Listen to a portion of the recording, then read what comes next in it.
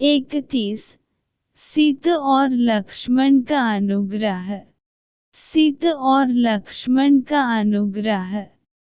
माता कौशल्य से अनुमति प्राप्त करने तथा वेद लेने के पश्चात राम जनकनंदिनी सीता के कक्ष में पहुँचे।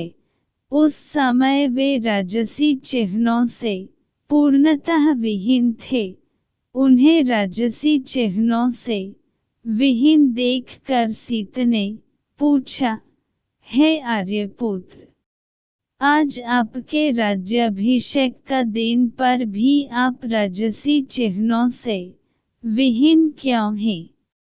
राम ने गंभीर किंतु शांत वाणी में सीता को समस्त घटनाओं विषय में बताया और कहा, प्रिय, मैं तुमसे विदा मांगने आया हूँ, क्योंकि मैं तत्काल ही वक्कल धारण करके वन के लिए प्रस्थान करना चाहता। मेरी चाहत हूँ कि मेरे जाने के बाद तुम अपने मृदु स्वभाव तथा सेवा शुश्रूष से माता पिता तथा भरत सहित समस्त परिजनों को प्रसन्न और संतुष्ट रखना। अब तक तुम मेरी प्रत्येक बात श्रद्धापूर्वक मानती आई हो और मुझे विश्वास है कि आगे भी मेरी इच्छानुसार तुम यहाँ रहकर अपने कर्तव्य का पालन करोगी। सीता बोली, प्राणनाथ, शास्त्रों बताते हैं कि पत्नी अर्धांगिनी होती है। यदि आपको वनवास की आज्ञा मिली है तो इसका अर्थ है कि मुझे भी वनवास की आज्ञा मिली है। कोई विधान नहीं कहता कि पुरुष का आधा अंग वन में रहे और आधा अंग घर में। है नाथ, स्त्री की गति तो उसके पति के साथ ही होती है, इसलिए मैं भी आपके साथ वन चलूंगी। आपके साथ रहकर वहन में आपके चरणों के सेवा करके अपना कर्तव्य निभाऊंगी। पति की सेवा करके पत्नी को जो अपूर्व सुख प्राप्त होता है वह सुख लोक और परलोक के सभी सुखों से बड़ा होता है। पत्नी के लिए पति ही परमेश्वर होता है। यदि आप कंद मूल फलदी से अपनी उदर पूर्ति करेंगे तो मैं भी अपनी क्षुधा वैसे ही शांत करूंगी।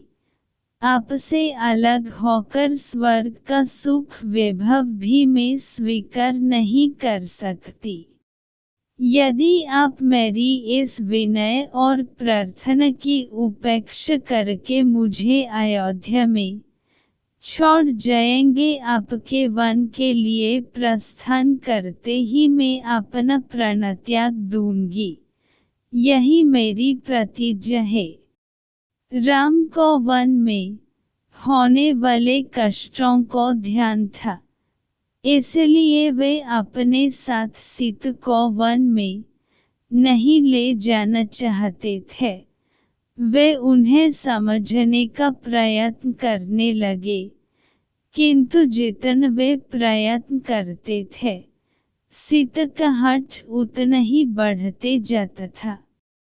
किसी भी प्रकार से समझने बूझने का प्रयास करने पर वे अनेक प्रकार के शास्त्र सम्मत तर्क करने लगती और उनके प्रयास को विफल करती जाती। जनकनंदिनी की इस दृढ़ता के समक्ष राम का प्रत्येक प्रयास असफल हो गया और अंत में उन्हें सीता को अपने साथ वन ले जाने की आज्ञा देने के लिए विवश होना पड़ा।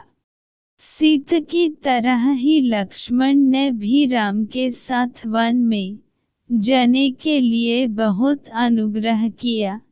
राम ने बहुत प्रकार से समझय, किंतु लक्ष्मण उनके साथ जाने के विचार पर दृढ़ रहे। परिणाम स्वरूप राम को लक्ष्मण की दृढ़ता, स्नेह तथा अनुग्रह के सामने भी झुकन पड़ और लक्ष्मण को भी साथ जाने की अनुमति देनी ही पड़ी।